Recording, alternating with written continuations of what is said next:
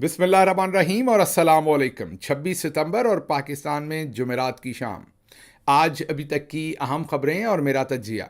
सबसे पहले याद दहानी कि सोशल मीडिया फायरवॉल को नाकाम बनाने के लिए इस चैनल को सब्सक्राइब कीजिए अगर अभी तक नहीं किया। व्लॉग देखने के बाद इसे लाइक कीजिए, इस पर कमेंट कीजिए। अब आते हैं आज की खबरों की तरफ। आज सबसे पहले एक अनाउंसमेंट। कल 27 सितंबर सुबह 9 बजे, न्यूयॉर्क का वक्त बता रहा हूँ, ये सुबह 9 बजे का न्यूयॉर्क वक्त, सुबह 9 बजे 27 सितंबर हम एक एहतजाज कर रहे हैं। एन उस वक्त जब छोटे लल्लन मीन शहबाज शरीफ साहब अक़वाम मुत्तहिदा के अंदर एक तकरीर फरमाएंगे। तकरीर तो वो क्या होगी, इज्तमाही कौमी एम्बेरसमेंट का सबब बनेंगे वो। बहरहाल एन उस वक्त हम जो पाकिस्तान के अंदर इस वक्त ह्यूमन राइट्स और जमहूरियत और रूल ऑफ लॉ और इमरान खान के साथ किया जा रहा है, उसके ख़िलाफ़ हम एक एहतजाज करेंगे और वो सुबह 9 बजे होगा अक़वाम मुत्तहिदा के हेडक्वार्टर्स के सामने न्यूयॉर्क में। अगर आप इस इलाके में मौजूद हैं या यहाँ तशरीफ़ ला सकते हैं तो ज़रूर हमारे साथ शामिल होइए। मैं भी इसमें शामिल होऊंगा, दूसरे लोग भी दोस्त शामिल होंगे, तो ज़रूर तशरीफ़ लाइए। अब आते हैं आज की दूसरी खबरों की तरफ। आज सबसे पहले तो आपको क्रिस्टीज़ डोनट बेकरी जो है उसके बारे में आपको इन्फॉर्म करेंगे कि वहाँ पर सारा दिन लोगों का तांता बंधा रहा और पाकिस्तान का सोशल मीडिया हो, मीडिया पे तो ज़ाहिर है ये खबर कवर नहीं हो सकती थी, लेकिन सोशल मीडिया का मेन फोकस जो है वो क्रिस्टीज़ ही रहा। और दूसरी तरफ बड़ी ही जानदार किस्म की बहस जारी रही कि ये लड़का जिसने काजी फ़ाइज़ ईसा साहब पर लानत भेजी है, ये एक्सट्रीमिस्ट है या इसने ठीक काम किया। दो ग्रुप बन गए सोशल मीडिया के ऊपर। अगर आप देखें पाकिस्तानियों के, एक तरफ पाकिस्तानी लिबरल्स जो इस सारे मामले को मुबारक सानी केस के साथ लिंक करते रहे और कहते रहे कि ये बेसिकली लड़का एक्सट्रीमिस्ट है, टीएलपी का है, इसका माइंडसेट टीएलपी का है, ये एक्सट्रीमिस्ट है, इसकी मजम्मत की जाए। और जो पाकिस्तानी इसकी मजम्मत नहीं कर रहे, कल को ये एक्सट्रीमिज़म उनके घर तक आ जाएगा। दूसरी तरफ आम जो ज़्यादा तादाद हमें नज़र आई, जो ज़्यादा मिकदार में जो तज्जिया था,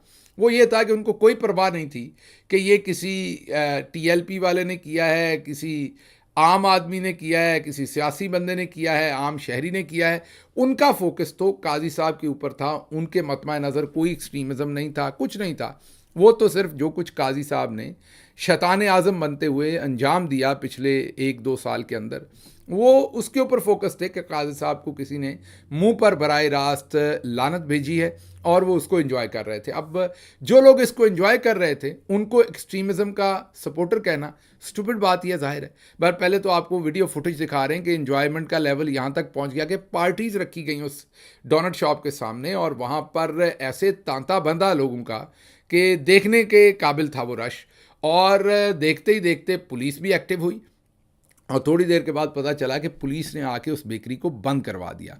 वजह क्या बनी कि जी यहाँ रश बहुत हो गया। मतलब अगर आपका कारोबार चल जाए तो कारोबार बंद करवा देना, ये पाकिस्तान की अब नई पॉलिसी है। बहरहाल पुलिस आई, उन्होंने उसे बंद करवा दिया, लेकिन ये शायद गालिबन शाम में हुआ। जाके सारा दिन वहाँ पर तांता बंधा रहा और मेरा ख्याल है कि उन्होंने आज अपनी सेल 3 या 4 गुना तो ज़रूर की होगी, शायद इससे भी ज़्यादा की होगी। रश लगा हुआ था, कतार बनी हुई थी, अंदर जाने को जगह नहीं मिल रही थी। और फिर ज़ाहिर है सोशल मीडिया के जितने भी इन्फ्लुएंसर्स हैं, जितने भी कंटेंट क्रिएटर हैं, वो भी वहाँ पहुँचे हुए थे और एक भरपूर गहमा गहमी थी। शाम तक तो मामला यहाँ तक पहुँच गया कि लोगों ने फूल रखने शुरू कर दिए। मेन एक ऐसी लोगों के लिए अकीदत की जगह बन गई है जहाँ काजी साहब के ऊपर लानत बरसाई गई है कि लोग वहाँ पर फूल रख रहे थे। अब इसमें से एक और एलिमेंट भी निकलता है, आप गौर कीजिए कि किसी के लिए लानत, दूसरे के लिए रोज़ी। अब लानत तो भिजवाई जा रही है काजी साहब पर, जो कि ज़ाहिर है एक कोई बहुत ही ज़्यादा किसी के लिए भी बड़ी ही कोई वो एप्रोप्रिएट या बड़ी ही कोई, मैं ये नहीं कह सकता कि कोई दिलकश या बड़ा कोई प्लेजेंट वहाँ पर उनका एक्सपीरियंस होगा। उनके लिए, उनकी फैमिली के लिए ऑफ कोर्स अनप्लेजेंट है। और जो कुछ उन्होंने किया पाकिस्तान के साथ पिछले 2 साल में, वो अनप्लेजेंट तो तौहीन होगी इस लफ्ज़ की। जो कुछ उन्होंने कहा वो तो डिस्गस्टिंग है, अगली है, जो कुछ किया उन्होंने पाकिस्तान के साथ। और ये तो रिएक्शन पब्लिक का आता ही आता है। जब तक किसी रिएक्शन के अंदर भी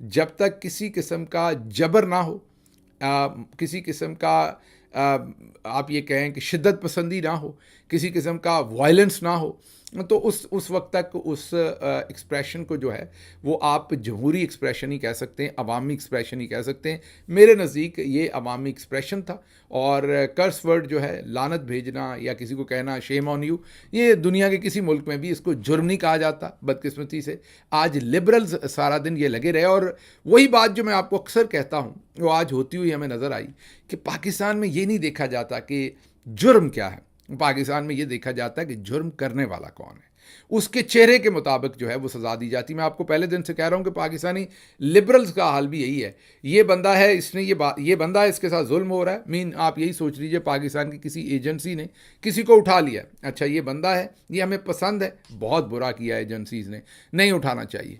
ये बंदा ही हमें पसंद नहीं है, एजेंसीज़ ने उठा लिया, इसके साथ यही होना चाहिए था, ये बहुत बदतमीज़ था, ये इसी चीज़ के काबिल था।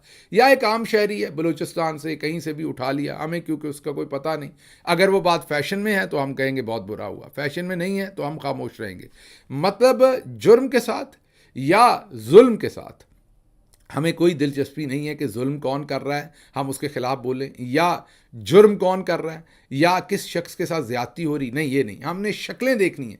तो आज भी अगर आप देखें तो फोकस इस चीज़ पे नहीं है कि लानत भेजी है, किसी ने कोई किसी को फिज़िकली हार्म नहीं किया, किसी ने किसी को कोई जान से मारने की धमकी नहीं दी, और देनी भी नहीं चाहिए। मतलब ये नहीं देख रहे कि जुर्म किया है किसी ने कि नहीं, जुर्म तो नहीं है ये, लानत का वर्ड कहा ना, लेकिन क्योंकि ये पसंद नहीं है और काजी साहब को बचाना है तो फ़ौरन उसे टीएलपी के साथ जोड़ दो, फ़ौरन उसे मुबारक सानी के साथ जोड़ दो। और यहाँ तक कि जो आम पाकिस्तानी है जिसको कोई पता नहीं इसके बैकग्राउंड का, वो सिर्फ इसलिए खुश है कि काजी साहब की वहाँ ठुकाई हुई है। किस काजी की? जिसने पिछले 2 साल में पूरे पाकिस्तान में ह्यूमन राइट्स की वायलेशंस को प्रोटेक्ट किया है, शेल्टर किया है, सपोर्ट किया है। लोगों की चादर, चार दीवारी, माओ बहनों, सब चीज़ों की जो ततहीर हुई है उसके पीछे काजी साहब खड़े रहे। लोग खुश हैं, लेकिन लिबरल्स इस हद तक बेशर्मी तक चले गए माजरत के साथ कि वो इस चीज़ को एक्सट्रीमिज़म के साथ जोड़ रहे थे। तो एक इसका ये पहलू है। दूसरा पहलू ये है कि लोग कतार दर कतार गए, उन्होंने वहाँ से डोनट्स भी खरीदे, लेकिन मेरा नहीं ख्याल कि किसी ने उनसे ये पूछा कि वो लड़का कहाँ है, उस लड़के के साथ आपने क्या किया। हम भी पता चलवाने की कोशिश कर रहे हैं। मैं अगले एक आध वीलॉग में आपके सामने रखूंगा, जैसे कि मैंने आपसे वादा किया था कि उसको तनहा नहीं छोड़ा जाएगा अगर उसको इस बात की सज़ा दी गई, क्योंकि मेरे नज़दीक उसने कोई वायलेंस से पर मबनी कोई हरकत नहीं की, या ना कोई लफ्ज़ इस्तेमाल किया। और जो हमें इतलात आ रही हैं कि उसको और उसके ख़ानदान को उठा लिया गया था, क्योंकि इतलात ये हैं कि 12 से 15 अगस्त के दरमियान ये वाक़या हुआ था, और गालिबन उसको और उसके पूरे ख़ानदान को उठा लिया गया था।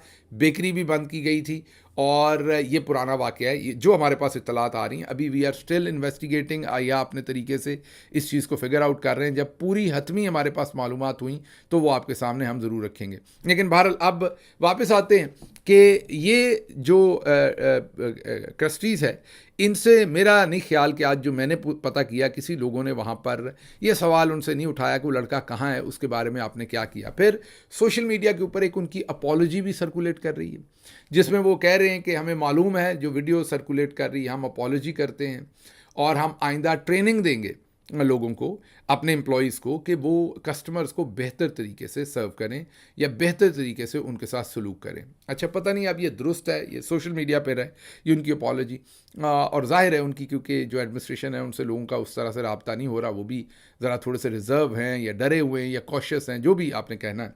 लेकिन इसमें एक चीज़ तो बड़ी इंपॉर्टेंट है, और वो ये है कि ये जो क्रस्टीज़ है, इन्होंने अगर ये फॉर एग्ज़ाम्पल अपॉलोजी जारी की है, वो उनका ज़ाती फेल है शॉप का, जाहिर है कि वो अपने एम्प्लॉई को किस तरह से ओन करना चाहते हैं, वो उन्होंने अगर की है। लेकिन इससे एक आइडिया बड़ा अच्छा आया कि अगर सुप्रीम कोर्ट ऑफ पाकिस्तान भी ये एक लेटर जारी करे कि वो भी अपने यहाँ लोगों की ट्रेनिंग करेंगे ताकि वो इंसानी हकूक़, freedom of speech, rule of law के साथ खड़े हों, जिस काम के लिए उन्हें जजेस बनाया गया था, ना कि इस सब काम के लिए जो कुछ काजी साहब पिछले दिनों में करते रहे।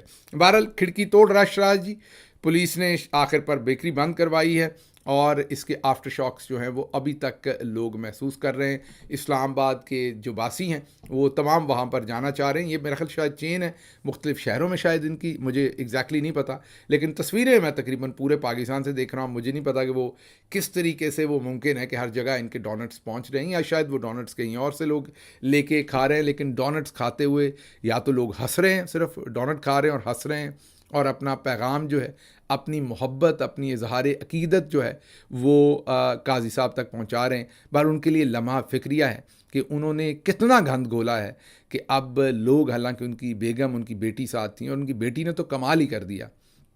उनकी बेटी ने, अगर वो उनकी बेटी हैं तो उनकी बेटी ने तो कमाल ही कर दिया कि उन्होंने वो लानत जो उस बच्चे ने दी थी, उस बेकरी मुलाजम ने दी थी, वो उन्होंने वर्ड टू वर्ड अपने वालिद साहब को भिजवाई। हमें याद आ गया एक इंडियन मूवी का पिछले दिनों एक सीन था जो सोशल मीडिया पे बड़ा वायरल था, आपको भी दिखाते हैं, देखिए ज़रा। अब चलते हैं आगे। खैर, ये ज़रा लाइटर मोमेंट था। अगली खबर नईम अशरफ भट्ट ने दी है, बड़ी इंटरेस्टिंग खबर है। नईम अशरफ भट्ट बड़े अच्छे सहाफ़ी हैं, ARY में काम करते हैं और इनकी खासियत ये है कि ये इंटरव्यूज़ लेते हैं, ऐसे ही बंदे को फंसा लेते हैं चलते फिरते। आपका इंटरव्यू करना है, शक्ल से बड़े भोले से लगते हैं, भट्ट है ना, तो ऐसे ही लगते हैं कि कोई बहुत ज़्यादा कोई ये कोई बड़े इंटेलिजेंट वाले सहाफ़ी नहीं होंगे, लेकिन हैं इंटेलिजेंट। या आपसे एक सवाल के पीछे दूसरा पोले पोले सवाल पूछते रहते हैं और आपसे कोई ऐसी चीज़ आपसे करवा लेते हैं कि वो टॉप स्टोरी बनती है। लोग इनको इंटरव्यू देने के बाद अक्सर औकात पछताते हैं, अक्सर औकात, क्योंकि उसमें से कोई ऐसी चीज़ निकलती है जो उन्होंने भी नहीं सोची होती। बहरहाल इन्होंने खबर ये दी है, नईम अशरफ भट्ट साहब ने, कि ये जो मसवदा था आईनी तरमीम का, ये सुप्रीम कोर्ट ऑफ पाकिस्तान में ही तैयार हुआ।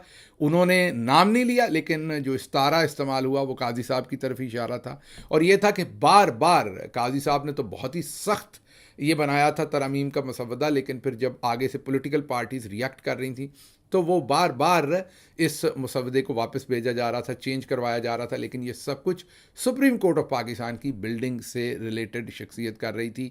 इशारा वाज़े तौर पर उनका काजी फ़ाइज़ ईसा साहब की तरफ था। और वैसे भी अगर आप इन तरामीम को देखें, इन शैतानी तरामीम को, तो कोई शैतान आज़म ही कर सकता है। काजी साहब के अलावा हमें नहीं लगता कि कोई और बंदा इन तरामीम को इस लेवल तक जाके कर सकता है। अगली खबर आपके सामने रखनी है। राशिद महमूद पाकिस्तान तहरीक इंसाफ के एम्प्लॉई है, नौकरी करते हैं पाकिस्तान तहरीक इंसाफ के मेन ऑफिस के अंदर। बहुत ही पुराने एम्प्लॉई हैं और बहुत मेहनती एम्प्लॉई हैं राशिद। राशिद वो शख्स है जिसको आप कोई भी टास्क देते हैं तो वो हमेशा तैयार होता है उसको करने के लिए। अच्छा एटीट्यूड, अच्छा बिहेवियर, हर एक से रिस्पेक्टफुल। इनको दूसरी बार उठा लिया इंटेलिजेंस एजेंसीज़ ने, दूसरी दफ़ा अगवा किया है। इससे पहले इन्हें अगवा किया, फिर एक झूठे मुकदमे में डाल दिया, आपने देखा ये जेल भी काटी, कई दिन वहाँ पर रहे। अब इनको दोबारा इनके घर से रात के 1 या 2 बजे उठा लिया गया है। इनकी घर की ख़वातीन के सामने दरवाजे तोड़े गए हैं, मारा पीटा गया है और उठा कर ले गए। और अब वो तमाम लिबरल्स जो काजी साहब के ऊपर लानत भेजने पर सरापा एहतजाज थे कि ये एक्सट्रीमिज़म है, उन सब को जो है वो सामसूंगा हुआ है। बिल्कुल उनमें से कोई नहीं बोल रहा इस बात के ऊपर। इनके घर की ख़वातीन की कोई इज़्ज़त और रिस्पेक्ट नहीं है। बहरहाल इसकी मज़म्मत करते हैं जो राशिद के साथ किया जा रहा है, और ज़ाहिर है पाकिस्तान तहरीक इंसाफ उनके लिए अब वकला खड़े कर रही है। आज भी पॉलिटिकल कमेटी में उस पर बात हुई है और उनको अब कोशिश की जाएगी कि उनको अदालत के थ्रू रिलीज़ करवाया जाए। आगे चलते हैं जी। पाकिस्तान तहरीक इंसाफ ने आखिरकार जो प्रैक्टिस एंड प्रोसीजर बिल है उसको चैलेंज कर दिया है। ये इसकी पिटिशन जो है वो फाइल कर दी गई है सुप्रीम कोर्ट ऑफ पाकिस्तान में। ये जो प्रैक्टिस एंड प्रोसीजर बिल का ऑर्डिनेंस है उसको चैलेंज किया है, जिसमें काजी साहब ने वो प्रैक्टिस एंड प्रोसीजर बिल के तहत बनने वाली कमेटी को तब्दील किया था और उसमें जस्टिस मुनीब को निकाल कर, हटा कर उसमें जस्टिस अमीनुद्दीन साहब को डाला था। और यही वो करना चाहते थे ताकि उनके पास फ़र्द वाहिद की तरह ताकत आ जाए। अब मुझे नहीं लगता कि काजी साहब इस केस को फ़िलहाल तो लगाएंगे, और अगर लगाएंगे तो इंसाफ पर फैसला करेंगे, मुमकिन नहीं। अगर करना होता तो वो ये सारा गंद मारते। उनका इलाज वही है जो उनके साथ क्रिस्टीज़ बेकरी पर हुआ, उससे कम पर उनका काम बनता नहीं है। बहरहाल आगे चलते हैं। काजी साहब आज पूरा, आपको पता, ख़बरों में थे, बल्कि डोनेट के अंदर थे। डोनेट के अंदर जो होल होता है उसके अंदर काजी साहब बैठे हुए थे, और ये होल उन्होंने खुद ही खोदा, लेकिन वो और होल खोदना चाह रहे हैं काजी साहब। आज उन्होंने एक ख़त लिख दिया है, और ख़त लिखा है उन्होंने जस्टिस मंसूर अली शाह साहब को। जो जस्टिस मंसूर अली शाह साहब ने एक नोट लिखा था प्रैक्टिस एंड प्रोसीजर कमेटी को, जजेस की, जिसमें उन्होंने जस्टिस मुनीब के हटाए जाने पर सवालात उठाए थे ऑर्डिनेंस पर सवालात उठाए थे, इस सारे अमल पर और काजी साहब की इसमें इन्वॉल्वमेंट पर सवालात उठाए थे।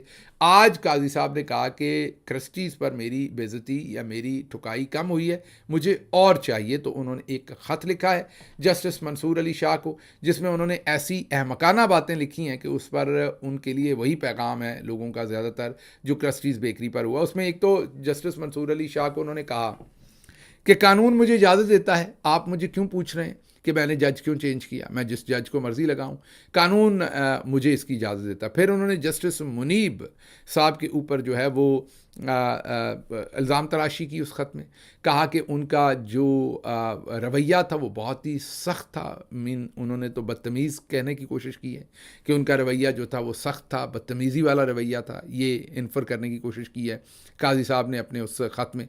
और कहा है कि साथी जजों के साथ भी उनका रवैया ठीक नहीं था, वो छुट्टियों में अवेलेबल नहीं थे, उन्होंने ये किया। वो फुफ्फो नहीं होती जो शादी पर आके किसी भी बात पे लड़ती हैं, वो वाली फुफ्फो, सारी फुफ्फो की बात नहीं कर रहा, सारी फुफ्फियाँ ना नाराज़ हो जाएं मेरे से, मैं वो वाली फुफ्फो की बात कर रहा हूँ जिन्होंने लड़ना ही लड़ना होता है। तो ये वो वाली फुफ्फो हैं कि जो ऐसी ऐसी बातें निकाल के उस ख़त में लिख रही हैं। हालांकि जस्टिस मुनीब का सबको पता है कि वो बड़े कमगो हैं, ज़्यादातर वो पढ़ना पसंद करते हैं, बहुत कम बात करते हैं, बेंच पे भी टू दी पॉइंट बात करते हैं, अपनी ज़िंदगी में भी बड़े पोलाइट हैं, स्ट्रेट फॉरवर्ड हैं, कम बात करते हैं, उलझते ही नहीं हैं, इंगेज ही कम होते हैं लोगों के साथ। तो उन्होंने बदतमीज़ियाँ क्या करनी हैं, सबको पता है कि वो एक बहुत ही पुरवकार शख्सियत हैं। लेकिन काजी साहब ने उनके ऊपर इल्ज़ामात ये लगाए कि इन्होंने ये किया वो किया, इसलिए मैंने इन्हें चेंज किया और मैं चेंज कर सकता हूँ। और उन्होंने ये कहा कि ये मेरा इख्तियार। अब यहाँ पर ये इंपॉर्टेंट बात है, पहले प्रैक्टिस एंड प्रोसीजर बिल जब अदालत में था तो इन्होंने काम छोड़ दिया था, कई महीने तक इन्होंने कोई मुकदमा नहीं सुना था, ये इल्ज़ाम लगा कर कि जब तक आप चीफ़ जस्टिस की जो फुल पावर है उसको डिज़ोल्व नहीं करते और वो पावर जो है वो डेमोक्रेटिकली दूसरे जजेस को नहीं देते, चीफ़ जस्टिस के पास पूरी पावर नहीं होनी चाहिए, वो फ़र्द वाहद नहीं होना चाहिए, पावर वहाँ पर कंसंट्रेटेड नहीं होनी चाहिए,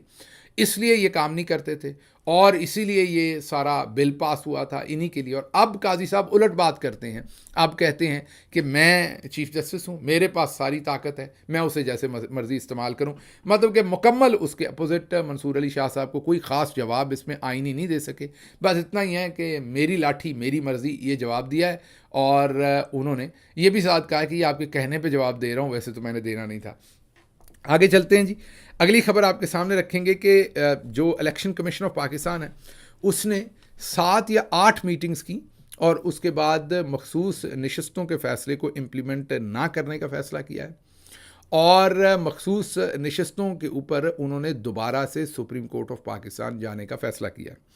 और उन्होंने ये कहा है कि हम एक बार फिर मखसूस नशस्तों के फ़ैसले पर सुप्रीम कोर्ट से पूछते हैं कि हमें नशस्तें देनी हैं कि नहीं। अब तो नया कानून बन गया, हम कानून को देखें या आपके फ़ैसले को देखें।